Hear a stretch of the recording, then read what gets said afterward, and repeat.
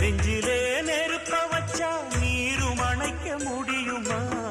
கண்ணிலே முள்ளு தைச்சா இமயம் மூட முடியுமா?